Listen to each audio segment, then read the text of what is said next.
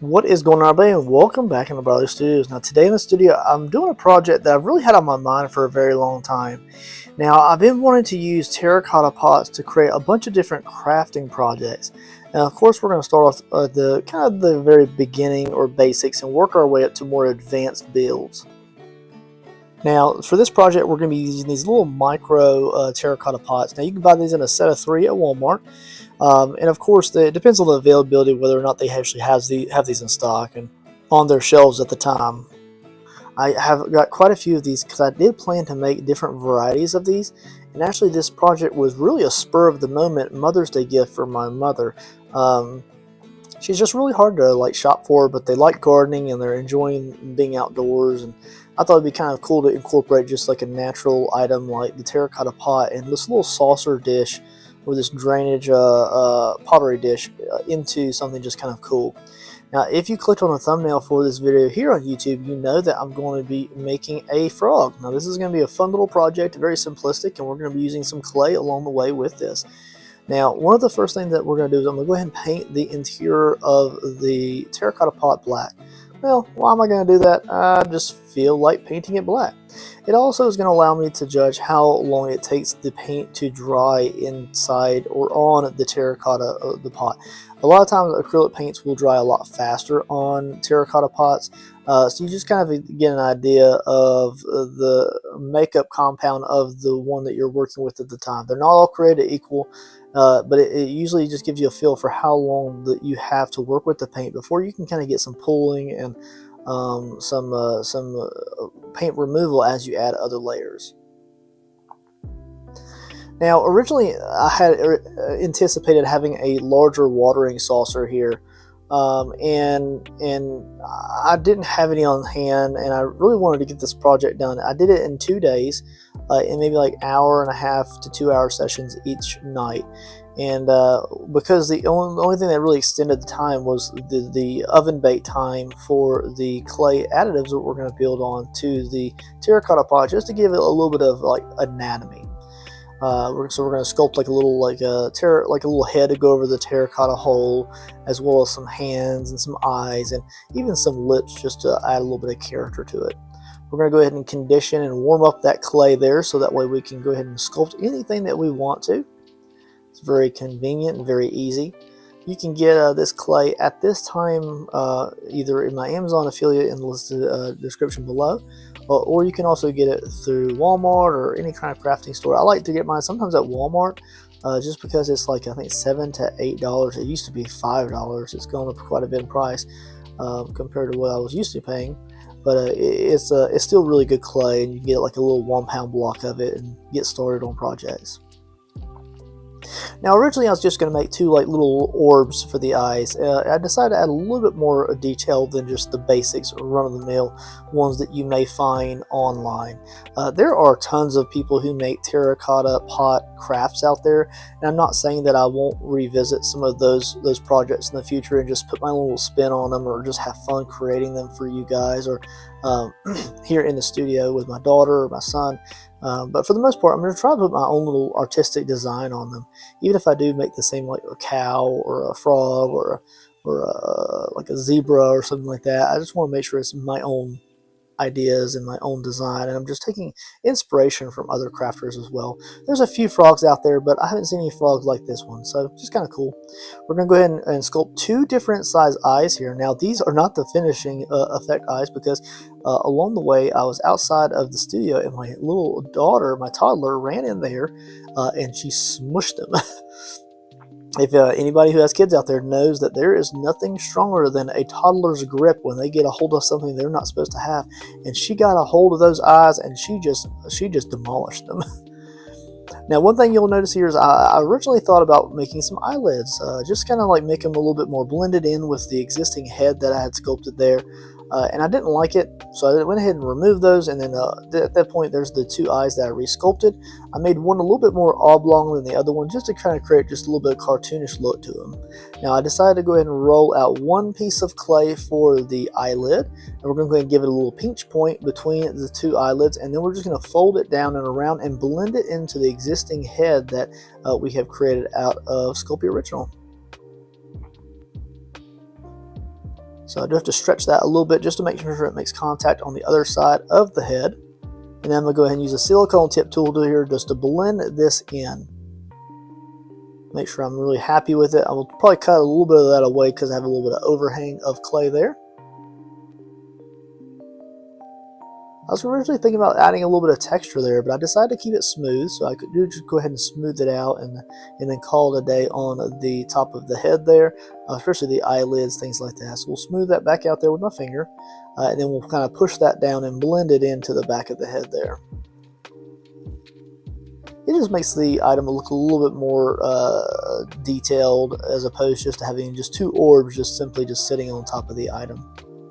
We're going to cut out two little hands here. Originally, I was thinking about using just two simplistic beads for the hands, but I was like, you know what, why not? Let's go ahead and cut out like just a 3-finger little hand here. We'll give it a little bit of a taper on the top there with just my finger, and then we're just going to curve it in the natural shape that the little burlap rope will be shaped on the front of the item, and it just gives them just a little bit of detail for two little hands that'll be hanging in front of them. I was also experimenting with maybe adding some feet to the front of the item. So what I did here is I rolled out a little log or a worm of clay, and I was going to use just a wooden sculpting tool here just to kind of apply like just the silhouette or the indentions of 3 little toes. And I thought, well, let's make them pretty long, because a lot of those little toes are pretty long and lanky and just very thin. And I was like, well, let me go ahead and curl the bottom of it just so I can get a little bit of detail. And then I'll just attach it to the bottom of the little terracotta pot. And I got to thinking, and I put it on both sides. I go ahead and make the second one. And I kind of liked it. I kind of didn't. I wish I had baked it, but I decided to go ahead and scrap this idea. It felt a little bit too strange and out of place. I do believe that if I did this at the very end, after I had the arms in place and I had them painted out, I feel like it would have looked proper, but I did leave it off this time. We went ahead and rolled out another worm of clay and then put a seam between the two, and then there are some lips for the little frog just to give him a little bit of character and a little bit of detail. And of course, you could paint those green or red if you wanted to be a female or something like that. We were also going to roll out some little dots of like warts that are going to go on the back of the head there.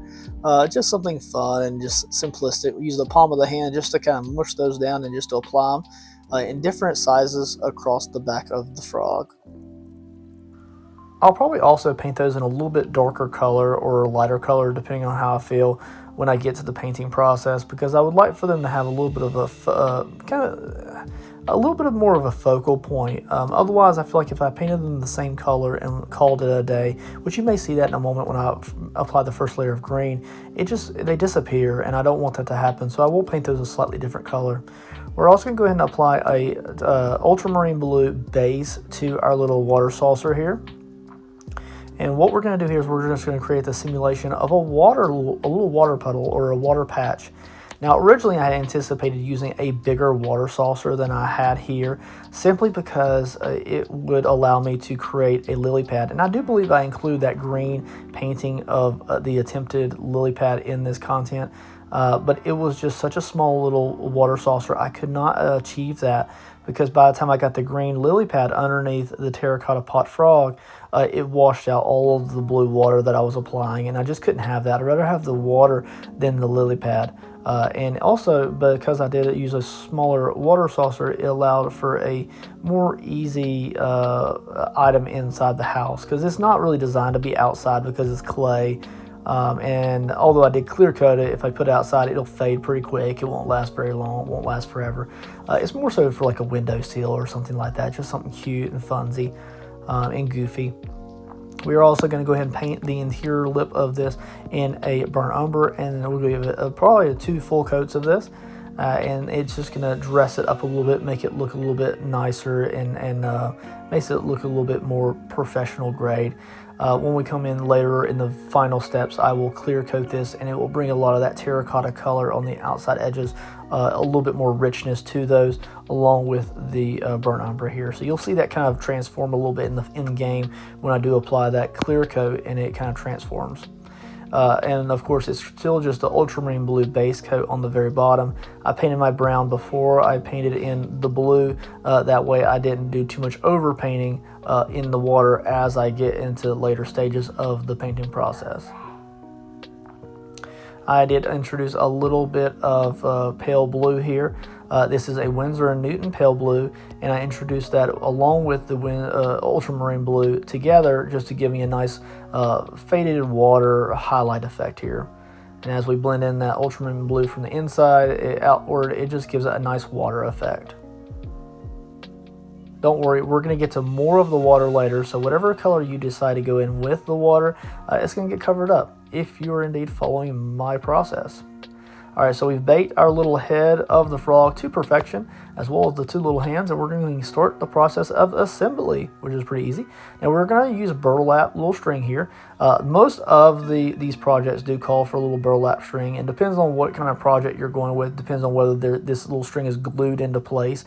I do go ahead and apply a washer to it, even though the washer really is not necessary, as I apply and finalize the positioning of this little string. Now, the little string is just going to add a little bit of craftiness to it, like just a fun, crafty, goofy little feel to it, and that's just where it's supposed to be, just fun. Now, the glue that we're using to attach the head here, as well as hold down that burlap string in position, is Gorilla Glue. Now, I'm using clear Gorilla Glue here. I actually had just bought a brand new container of it because I'm working on another project where I'm assembling a bunch of foam together for the core of the Peregrine Falcon sculpture. So it's a whole different grade of art there. So if you want to go back and check that out later on down the road, you can do so. But it's a whole different grade of sculpting than what you're finding here. Of course, this is just a very fun and laid back and goofy content video, but it's just definitely just a fun craft here. And what we'll do is we're going to go ahead and let this dry up overnight. I'm just making sure that I don't get any excess running around the edges. As you can see there a moment ago, I did go ahead and wipe that off, and I'll also use my finger just to position these strings to make sure they're in the right position. Now here, as I spoke of earlier, I'm going to apply a little bit of a green lily pad effect here. If I had used a larger water saucer, this would have been absolutely fine. But because of the size of the frog and the wide mouth of the terracotta pot that we're using on the small water tray, it is not big enough, and the frog just swallows the lily pad. And if I continue to take the lily pad out and away from the frog, it would completely obliterate any kind of water textures. So although I do go ahead and attempt this, it doesn't go very far. I disliked it very much, and I go ahead and paint over it again with a blue layer again after this. I just felt like I would include that just so that if you were to do something similar and you decide to put the lily pad as well as some toes or paint some feet onto it, then you understand you need a little bit of a larger water tray. So we've got the frog head assembled there. As you can see, it's very stout, very good. It has got a lot of character. It's a cute little guy, cute little frog, little toad. And we're going to go ahead and apply this to the item here. Now we're going to go ahead and give it a little bit of paint job before we apply it to the water tray. Now we're going to use two main colors here. One is the hooker green, and then the other is sap green. Both are Winsor & Newton Galleria paints straight from the tube. We're not going to do too much paint mixing here. We're going to keep it very simplistic, very straight colors, and that also just applies a little level of craftiness to it. It's not like truly like artisanal. You know, it's just crafty. Now I got some green on the eye right there. Now I'm doing a lot of wet on wet painting here. I almost painted the entire, actually I did paint the entire thing in a single session, so I do have to wait a little bit for the layers to dry like partially. And it also meant that I got a little bit of blending of the colors against the eyes.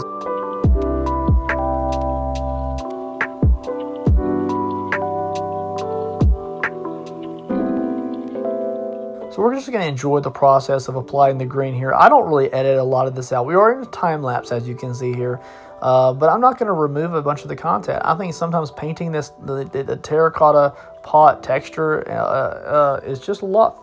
It's just enjoyable. It's just relaxing and enjoyable, I hope you guys enjoy the background music.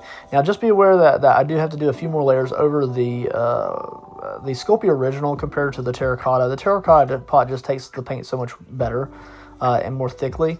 But I do have to do a few layers over the entire project to make sure I don't get any terracotta pot peeking through particular areas, as well as a good coverage over the Sculpt original. So go ahead and sit back. We'll go ahead and finish out this in a nice of sap green here. It's of course a lot lighter than the hooker green, and we'll be using the hooker green particular areas like around the lips, around the hands, around the little warts on the back of the head, just to bring a little bit more accent to those, so that way they just don't blend in and just disappear into the green item. Otherwise, guys, enjoy the time lapse, and I'll catch you at the end of the green painting session.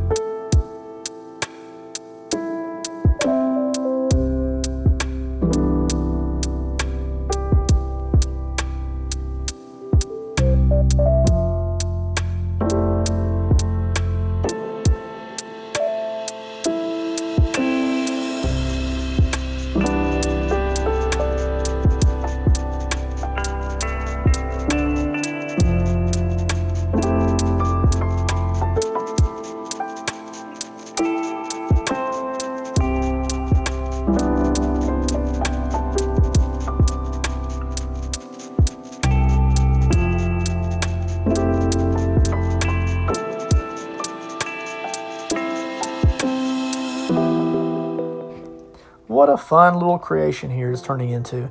Now, of course, we got a little ways to go just to kind of finish up the project and make it just feel like a fully crafted item here. Sometimes until you put all of the details together, it just feels incomplete and just kind of I kind of like it, I kind of don't, you know.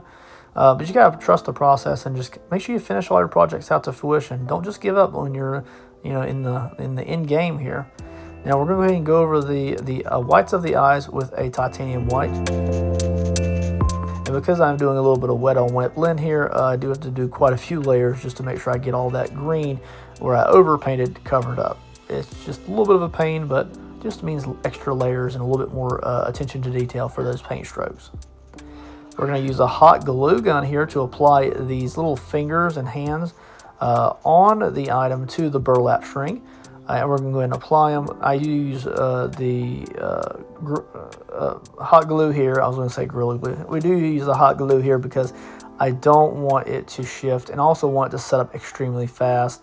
Again, this is a crafted project. It's not outdoors. So using hot glue in situations like this is completely fine. If it was an outdoor item, I would not recommend hot glue because it will reactivate the hot glue while it's sitting out in the heat. So you don't want to use it for that. We're also going to go ahead and paint the hands here, which I originally started in a sap green, same as the body, but I do decide to paint those in a hooker green, which is just the darker shade. So I do decide to change things up a little bit on that. And I'm glad that I do so. So it brings a little bit more attention to them when I do paint them the darker color as opposed to the same color as the body. Alright, so here we're going to start to introduce that hooker green here. I'm going to paint out the lips right there, the interior lips, just to give a lot of shadow to the interior of them. And we're also going to paint out those little warts, as I spoke of earlier. So you can see how blended in they really are right there. When we do paint them with the hooker green here, you can see it really does transform them, and it brings a little focal to them. You can just see them a lot easier, and it's just, they're more noticeable.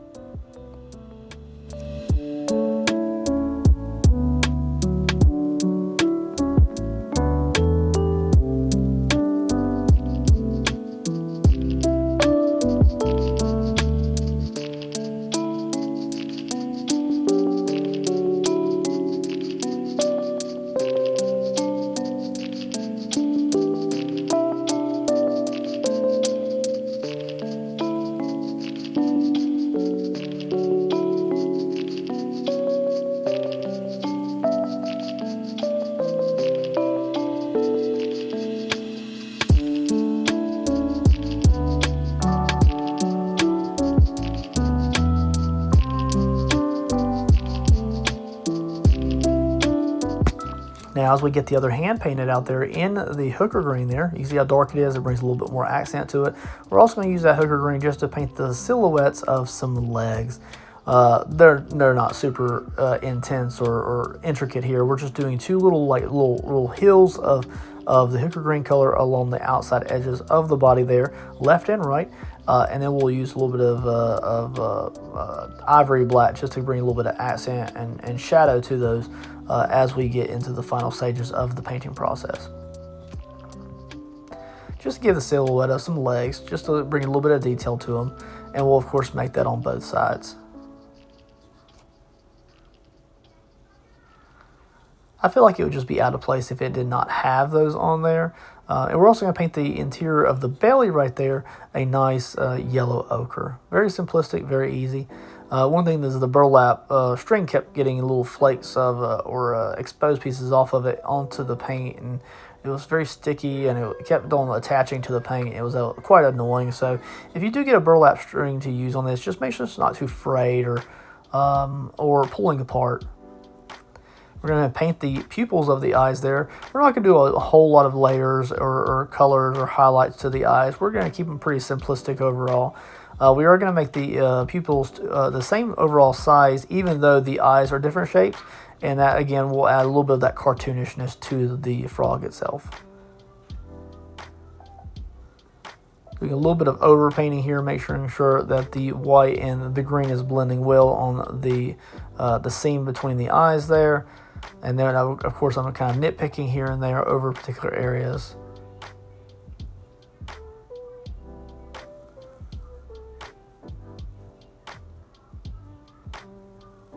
Here's a little bit of that ivory black there, same from the eyes. And we're going to bring just some highlights to the outside edges of the legs.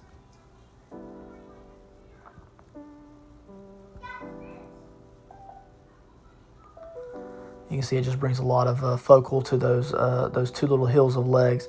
Otherwise, they kind of just disappear. Another layer of yellow ochre just to get a really good coverage here.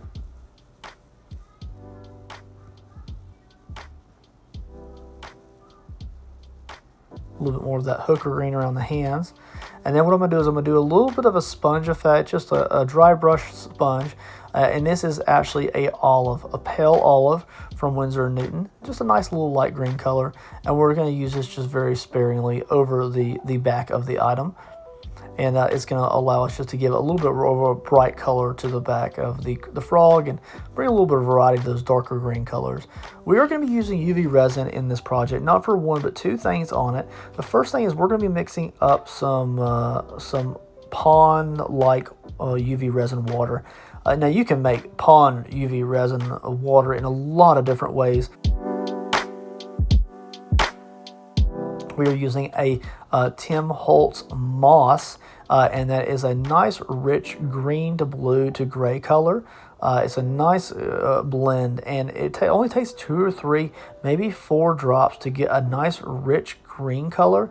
And of course, you don't have to fully mix those. You can leave some of those pieces of the alcohol ink as little striations in the UV resin, and then as you pour it, it just gives a lot of variation in the streaking of the UV resin as you pour it. We're going to put one more drop in there. And you, of course, add more colors. I do pours like these in other videos, so you can always go back and check some of those out under the epoxy playlist, whether it's one of the more advanced 2-part epoxy pours or something UV resin like this. The only reason we're using UV resin here is because, one, it's not a very thick pour, so we don't have to worry about the UV resin going through all of it to get it fully cured up. As opposed to something deeper like 2 or 3 inches of pour.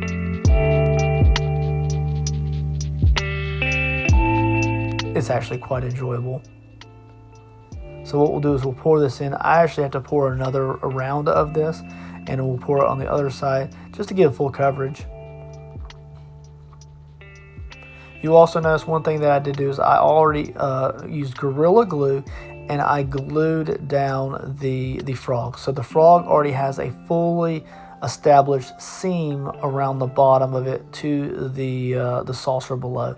And that just means that we're not wasting UV resin pushing through or underneath the item. So we don't want to waste any materials. Now here it is under my 3D printer UV resin light there, or well, UV light, and I like that because it has a little solar light that allows the item to turn. I applied a few little ripples of just clear UV resin over the water effect in the bottom of the tray there.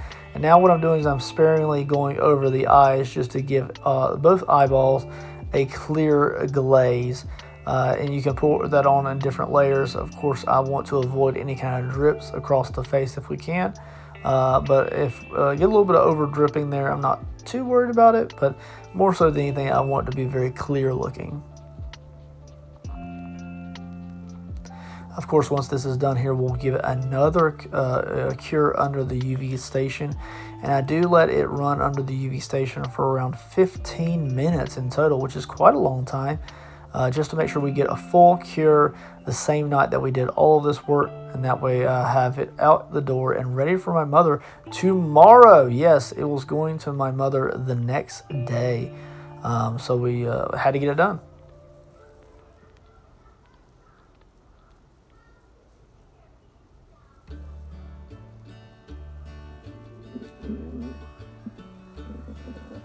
A little bit of over dripping there. We're going to wipe that off. Well, at least attempt to. The quicker you get it under the UV light, the better.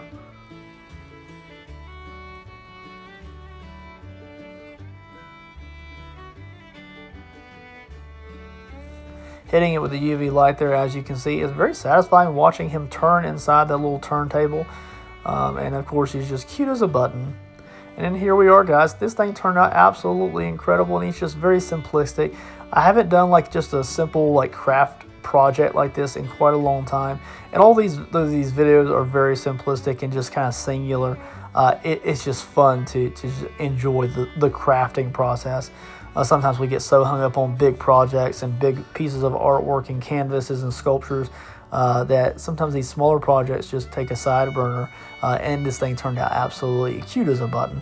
I look forward to making more of these style of terracotta pot art in the future, so make sure you stay tuned for some of those, and I might even make a playlist to include these on or in my YouTube channel. I have tons and tons of playlists, guys, so make sure you jump over to my channel. Make sure you just smash that subscribe button and view all of those awesome playlists. Everything from sculpting to painting to crafting to fairy doors to UV resin to branded materials to product reviews, and of course little awesome crafts like this. The little frog turned out awesome, and I hope you guys enjoy the content. Of course, this crafted item is going off to my mother for Mother's Day, so it's going off to a new home.